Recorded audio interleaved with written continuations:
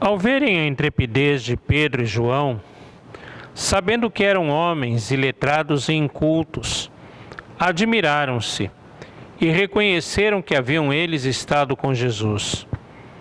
Vendo com eles o homem que fora curado, nada tinham que dizer em contrário. E mandando sair do sinédrio, consultavam entre si, dizendo: que faremos com estes homens? Pois, na verdade, é manifesto a todos os habitantes de Jerusalém que um sinal notório foi feito por eles, e não o podemos negar.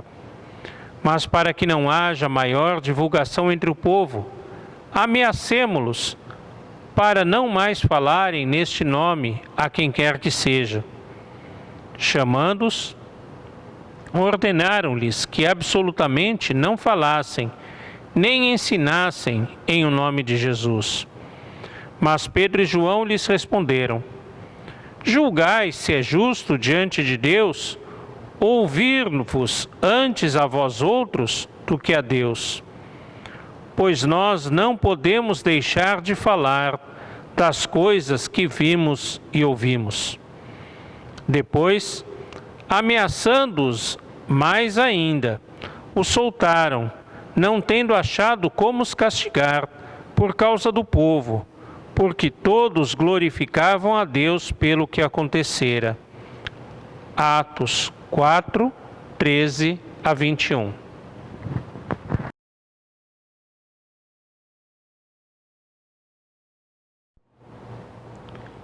É bastante conhecida a história do escorpião que queria atravessar um rio. Então pediu a uma tartaruga que pudesse subir sobre ela para que ela o levasse de uma margem a outra.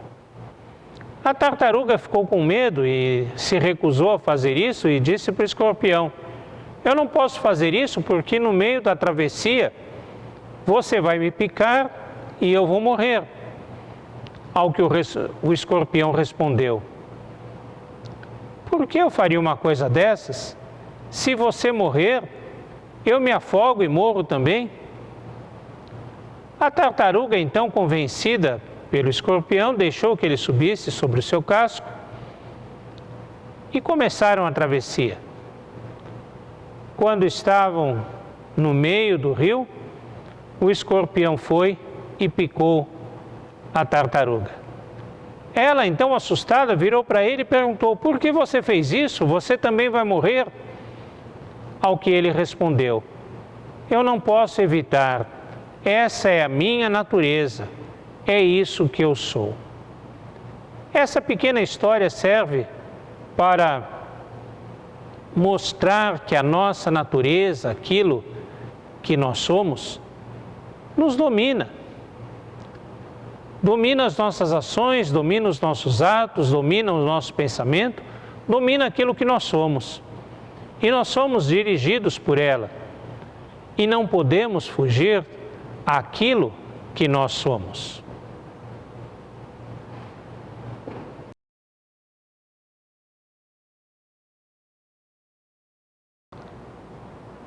Pedro e João tinham ido ao templo para orar na hora determinada.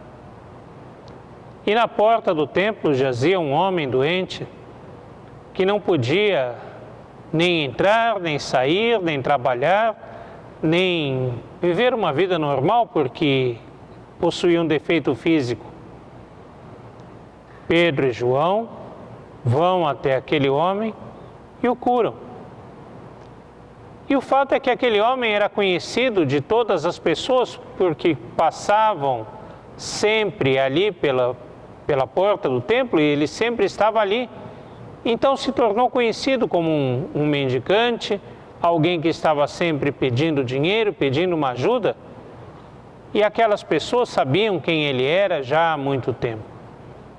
Só que agora aquelas pessoas o viam de uma outra forma, o viam curado, o viam saltitante andando normalmente, estava pronto, estava de pé, estava digno de entrar no templo, digno de trabalhar, digno de ter o seu sustento, digno de ter uma vida social.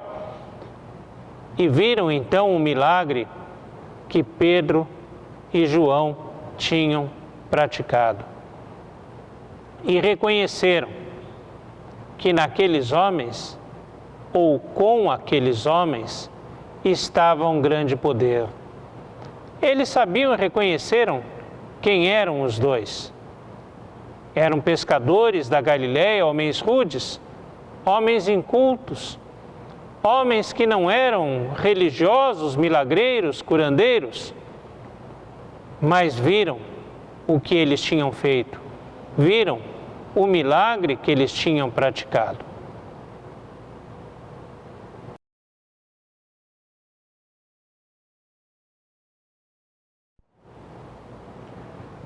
Mesmo sendo homens rudes, homens incultos, não hábeis com as palavras, Pedro e João souberam ensinar ao povo que eles não eram os detentores do poder de cura daquele homem. Não foram eles que fizeram o milagre, não foram eles que executaram aquela maravilha.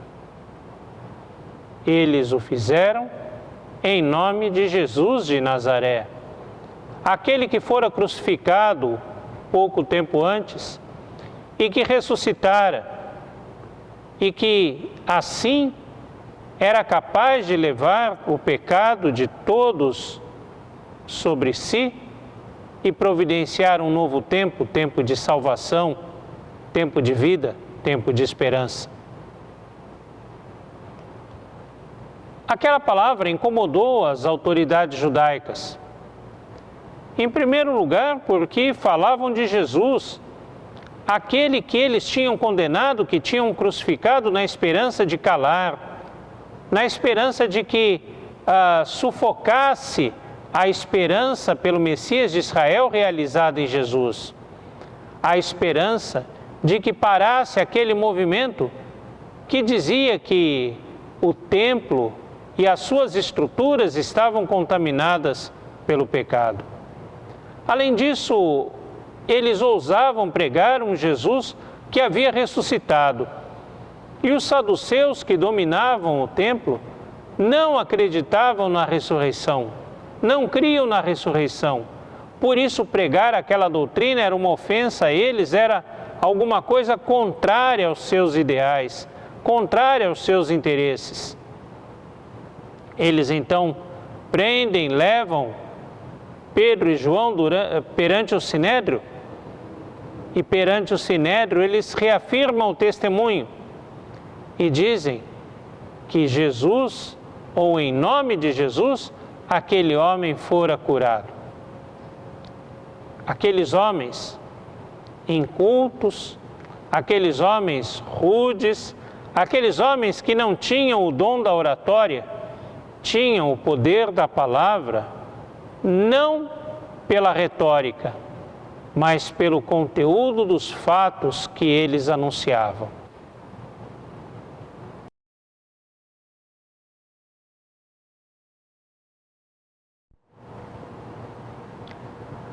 Aqueles líderes do Sinédrio estavam diante de um impasse. Afinal, reconheciam, primeiramente, que Pedro e João não eram pessoas cultas, pessoas esclarecidas, a ponto de poderem manifestar todas aquelas coisas, proclamar todas aquelas palavras de si mesmos.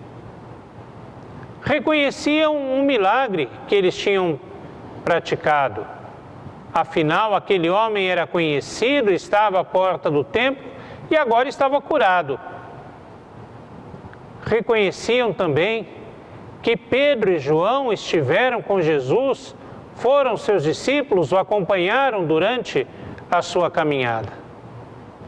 Mas eles não podiam deixar que os apóstolos continuassem a pregar, continuassem a anunciar Jesus a quem eles tinham crucificado. Então eles tomam a decisão de ameaçá-los, de dizer: vocês não falem mais disso, vocês vão embora, mas não falem mais disso, porque senão pesadas consequências recairão sobre vocês. Esse tipo de constrangimento não nos é estranho. Afinal, o mundo pratica isso até hoje sobre todos aqueles que querem viver e proclamar o nome de Jesus. Às vezes, de uma forma mais explícita, mais clara, mais intensa, às vezes de uma forma mais sutil. Mas é um mundo que se recusa a reconhecer a Jesus, a reconhecer o amor, a reconhecer a paz, a reconhecer a salvação através da cruz do Calvário. Mas que muitas vezes coloca suas esperanças nas armas, nas drogas, na sexualidade, em formas de comportamento impróprias, em formas de vida, de estruturas da sociedade completamente distorcidas, completamente antissolidárias, anti-reino de Deus. E então esse mundo começa a exercer uma série de constrangimentos sobre aqueles que querem proclamar aquilo que experimentaram, aquilo que viveram, aquilo que experimentam e vivem com Jesus.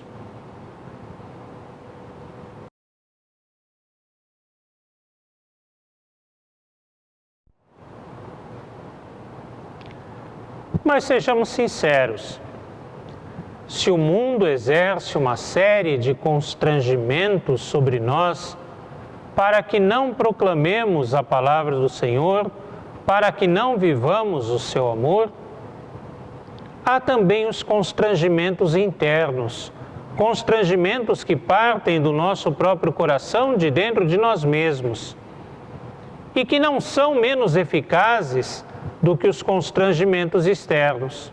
Ao contrário, às vezes são até mais eficazes. Constrangimentos como dizer, olha, não vamos fazer isso porque as pessoas à nossa volta não vão compreender, não vão aceitar, vão nos discriminar, vão nos marginalizar. Não vamos proclamar o reino de Deus porque não é isso que o mundo quer, não é isso que o mundo entende. Não vamos viver segundo o reino de Deus porque as coisas não são exatamente assim. Ou então, constrangimentos do tipo, não, eu não posso falar porque eu não tenho capacidade para isso. Eu não posso viver porque eu não tenho condições disso. Ora, até parece que Pedro e João eram homens capazes, eram homens eloquentes, eram homens dotados de grandes e profundas palavras, eram homens eruditos. Ou ainda constrangimentos como, olha, você não pode falar porque você não vive isso, você também é pecador, você também erra. E de todas as formas e de todas as maneiras, ou de muitas formas e de muitas maneiras, aparece dentro de nós objeções para que vivamos e proclamemos o reino de Deus. Assim como o mundo exerce uma pressão e um constrangimento externo, assim também nós, o nosso coração pecador, o nosso coração temeroso, exerce uma pressão interna, um constrangimento pessoal interno, para que nós nos calemos e não vivamos e não proclamemos o reino de Deus.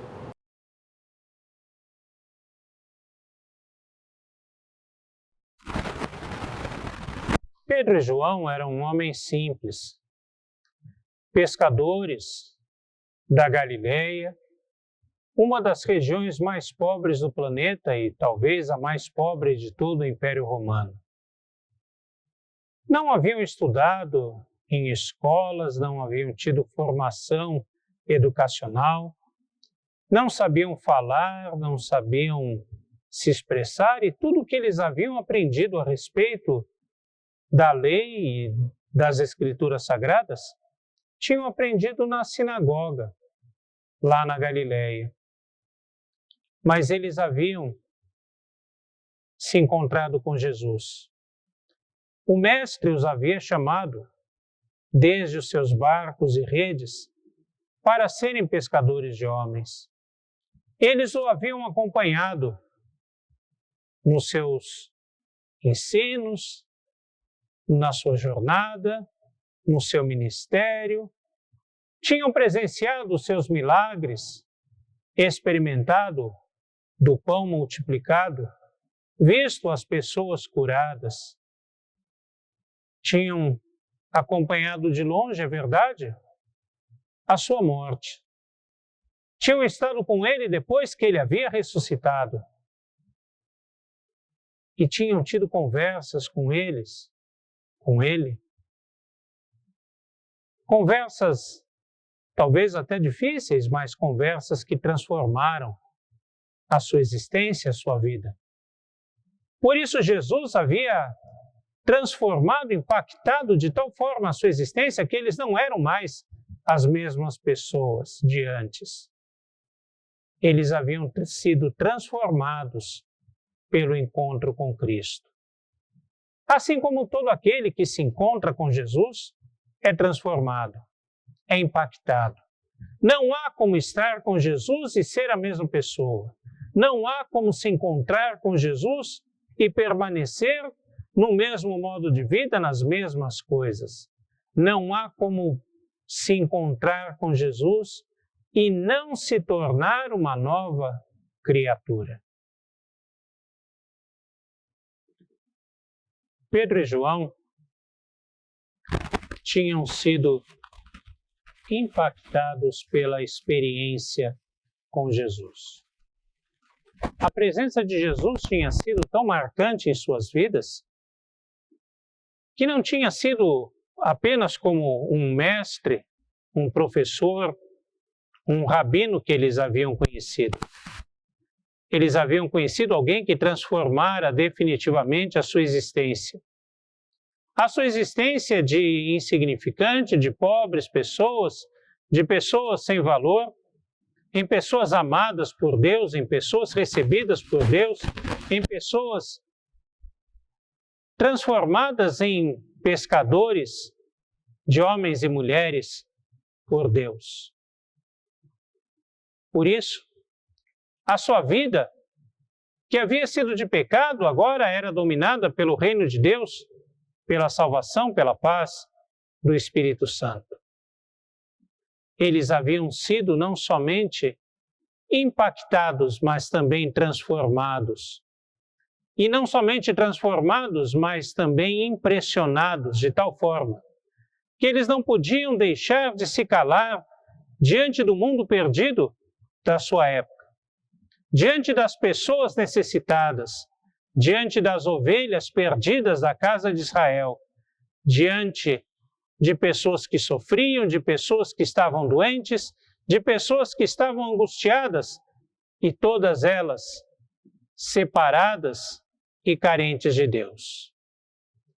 Assim como eles, também todos aqueles que, como nós, tiveram as suas vidas transformadas por Jesus, não podem deixar de proclamar o seu amor, a sua paz, a sua salvação, num mundo perdido, num mundo onde as pessoas andam de lá para cá como ovelhas sem pastor, num mundo em que sofre por conta do seu próprio pecado e não conhece a alegria de viver o reino de Deus.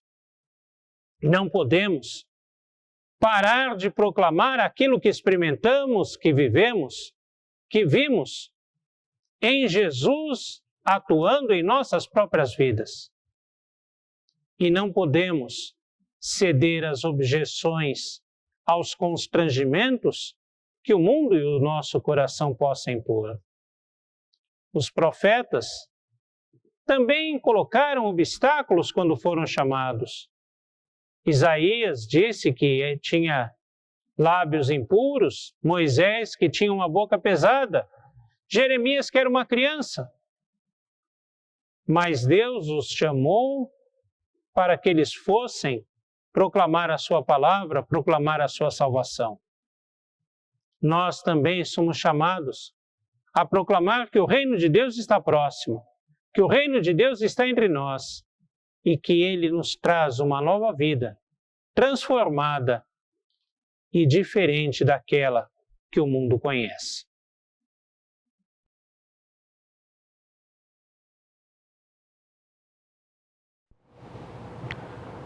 Nós, seres humanos, temos a nossa natureza pecaminosa. Não porque fomos criados assim, mas porque o pecado entrou como enxerto em nós e passou a dominar os nossos pensamentos, os nossos sentimentos, as nossas ações. Mas nós que tivemos um encontro com Cristo, nós temos a nossa natureza transformada. Somos, no dizer de Paulo, feitos novas criaturas. Tudo se passou, tudo se faz novo. Vivemos numa nova perspectiva, na perspectiva do reino de Deus, na perspectiva a partir de Cristo. Uma vida nova, uma vida de amor, uma vida de solidariedade. E a partir disso, nós não podemos nos calar. Nada pode nos impedir de proclamar através de palavras ou através de atos o amor de Cristo que em nós nos transforma e nos faz novas criaturas. O amor de Cristo que quer salvar a humanidade, que quer transformar o mundo e trazer uma vida de paz e de esperança.